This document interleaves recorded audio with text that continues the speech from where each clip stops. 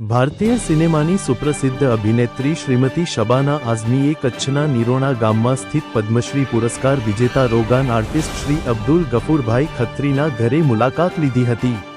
શબાના આઝમીએ રોગાન આર્ટની સુંદરતાની પ્રશંસા કરી અને જણાવ્યું હતું કે હું રોગાન આર્ટ વિશે વર્ષોથી જાણું છું અને શ્રી અબ્દુલ ગફુર ખત્રીને અગાઉ 2013માં મળી છું।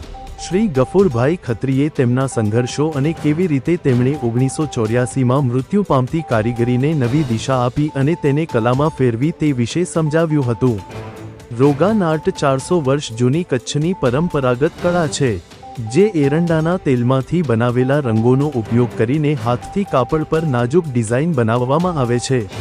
શ્રી અબ્દુલ ગફુર ખત્રી અને તેમના પરિવારના પ્રયત્નોથી આ વિલુપ્ત થતી કળાને નવી ઓળખ મળી છે। 2019માં શ્રી અબ્દુલ ગફુર ખત્રીને તેમના યોગદાન માટે પદ્મશ્રી એવોર્ડથી સન્માનિત કરવામાં આવ્યા હતા।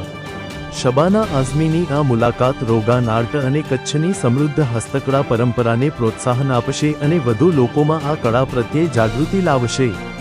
Report by Govind Matang, Nirona.